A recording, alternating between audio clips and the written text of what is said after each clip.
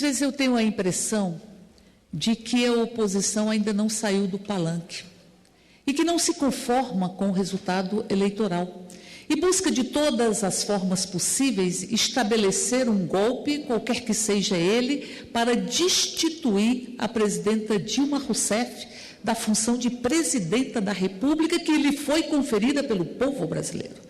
O povo brasileiro elegeu Dilma Rousseff. Dilma Rousseff que lutou pela democracia neste país. Dilma Rousseff que enfrentou toda sorte de torturas e enfrentou a ferocidade de uma ditadura para defender esta nação e este povo e fazer com que nós tivéssemos hoje a oportunidade de elegermos a presidência da República e elegermos nossos representantes em todas as esferas. Se busca destituir Dilma Rousseff, inclusive impedi-la de governar. Impedi-la de governar. Agora quer-se impedir que a presidenta da República possa conversar com o presidente do Supremo Tribunal Federal. Quer se impedir e se faz uma série de ilações, se imputa uma pauta a esta reunião que, como disse o deputado Heráclito Fortes, só Deus sabe o que foi tratado ali, mas a imprensa se acha no direito e esta imprensa é repercutida nesta casa pela oposição de dizer o que foi discutido em uma reunião entre dois chefes de poderes, o Poder Judiciário e o Poder Executivo. Por isso eu diria, se busca impedir a presidenta Dilma Rousseff de governar sobre todas as formas possíveis, esse ranço golpista da própria oposição que não suporta o fato de termos um país que está saindo das garras da miséria com as iniciativas do governo de Luiz Inácio Lula da Silva e de Dilma Rousseff. Aqui se vem falar de FIES, nós buscamos moralizar o FIES, mas o FIES teve um crescimento absolutamente vertiginoso durante o governo de Dilma Rousseff.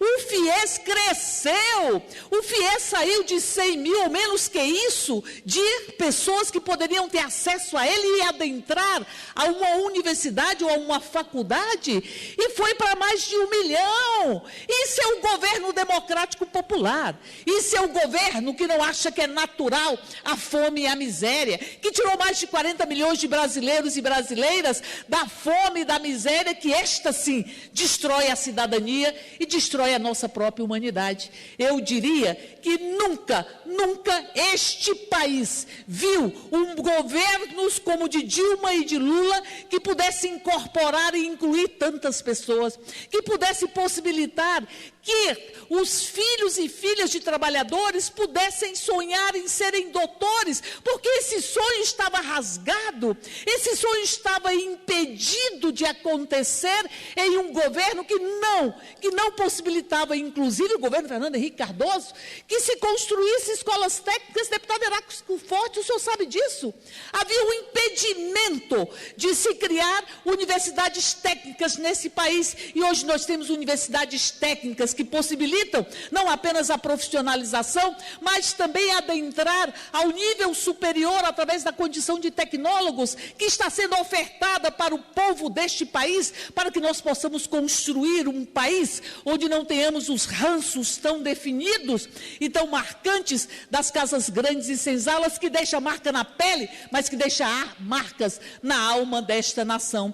E se fala de Dilma Rousseff, nós estamos enfrentando uma crise. Basta ver o que está acontecendo com a China, é uma crise internacional, o que está acontecendo com a Grécia, e nós estamos mantendo a renda, porque o salário mínimo nunca teve tanta força e nunca representou tanto neste país como durante os governos de Lula e de Dilma Rousseff. Portanto, é preciso que nós tenhamos clareza de que o país enfrenta uma crise internacional e tem enfrentado de cabeça erguida, e que recentemente, esta semana, a presidenta Dilma Rousseff anuncia o programa de proteção do emprego, porque não vai deixar acontecer o que aconteceu no governo Fernando Henrique Cardoso, onde houve um desemprego estrutural, onde o país ficou na mão dos rentistas. Não, o Brasil está continuando a desenvolver as obras de infraestrutura necessárias para que nós possamos fazer com que o Brasil ultrapasse essa fase e possa voltar a crescer, mas há uma prioridade, a prioridade da renda, porque o salário mínimo completa anos com a maior força que já teve na história deste país. Nós temos, inclusive programas como nunca foram pensados durante o governo Fernando Henrique Cardoso, que deixou esse país de joelhos, deixou o país de joelhos para o capital internacional, deixou o país de joelho para aqueles que lucram a partir do rendimento e não da produção. Portanto, é preciso que nós tenhamos clareza do que está em curso neste país, para que não façamos as políticas como Medeia da tragédia grega, assassinou os filhos para punir o ex-marido que a tinha traído. Nós não podemos permitir que o palanque, que as tribunas desta casa sejam aquelas que vão repercutir a lógica de Medeia, que é preciso, e não importa, destruir o país, desde que se atinja a presidência da República. Por isso nós não admitimos esse tipo de golpe, e nem admitimos, e temos absoluta certeza que nós vamos responder aos questionamentos do TCU, porque o TCU sempre admitiu sem nenhum tipo de questionamento isso que se chama de pedalada, que se quer dizer que o governo pegou empréstimos dos bancos públicos, os bancos públicos têm devolvido dinheiro para o governo no processo de equalização.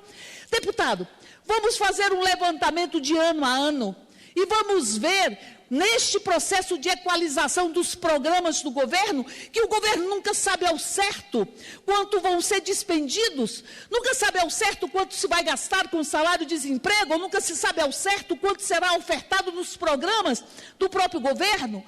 E há um processo de equalização desses recursos para os operadores destes programas, que são os bancos públicos. Mas 2014, os bancos devolveram dinheiro para o governo. Como é que se diz, então, que o governo está tomando emprestado um processo e fazendo uma pedalada? Não há nenhuma dúvida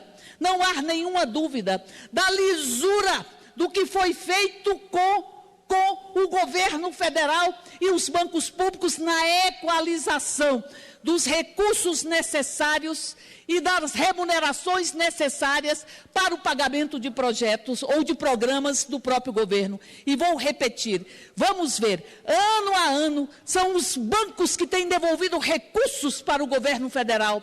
Por isso eu digo que o governo que responderá a todos esses questionamentos ao TCU tem muita tranquilidade, Presidenta Dilma Rousseff tem muita tranquilidade, porque ninguém aqui pode apontar o dedo para Dilma Rousseff e dizer que ela é corrupta e que ela está mancomunada com o mal feito.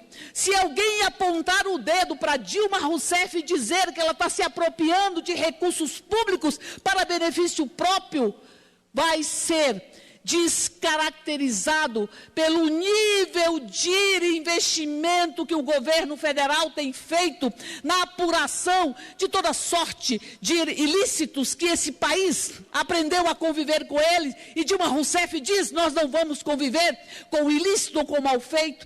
Por isso nós temos uma Polícia Federal que, diferentemente do governo Fernando Henrique Cardoso, é a Polícia Federal que tem prestado contas à sociedade sobre as suas atuações. Por isso nós temos autonomia do próprio poder do Ministério Público, nós temos autonomia dos poderes para que você possa enfrentar a corrupção que é atávica neste país. A presidenta Dilma diz que é uma senhora idosa, e eu diria não, a corrupção, ela é pedaços da lógica colonialista que atingiu este país, onde aqueles que se sentiam donos da terra, se sentiam donos das pessoas e donos do que não lhe pertencia. E esta corrupção está sendo enfrentada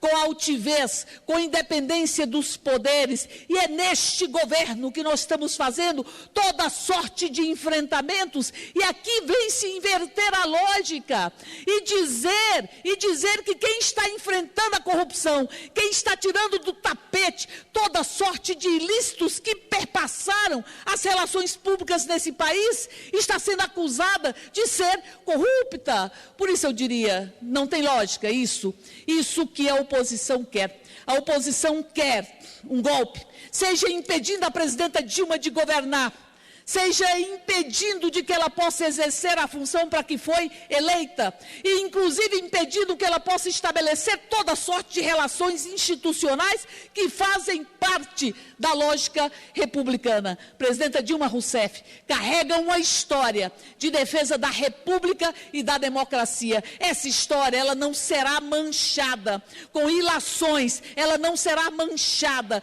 com a verdadeira campanha dos que do topo da sua arrogância desprezam o povo brasileiro e desprezam os resultados das urnas. Eu diria, deputado, que nós lutamos muito para que nós pudéssemos ter o direito de votar. Por isso é que defendemos tanto que não haja um financiamento empresarial e que as campanhas e as eleições não sejam vergadas pelo processo de mercantilização e de dinheirização. Por isso defendemos o fim do financiamento empresarial, para que as eleições possam ser livres e serem igualitárias e que possam dar igualdade de oportunidades a quaisquer candidatos. Por isso defendemos as cotas, inclusive, para que nós tenhamos mulheres ocupando os espaços de um poder que não pode desprezar a subalternização histórica que as mulheres tiveram neste país. Por isso, nós defendemos a liberdade.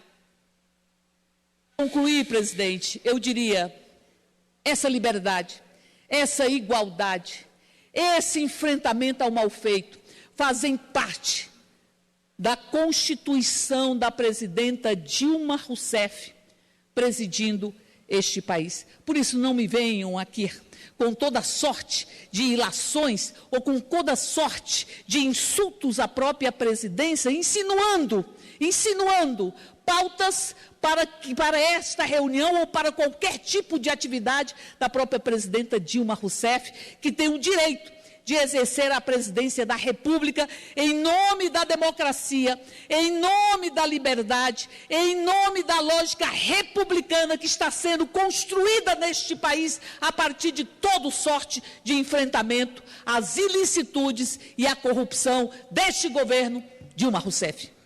Senhor presidente.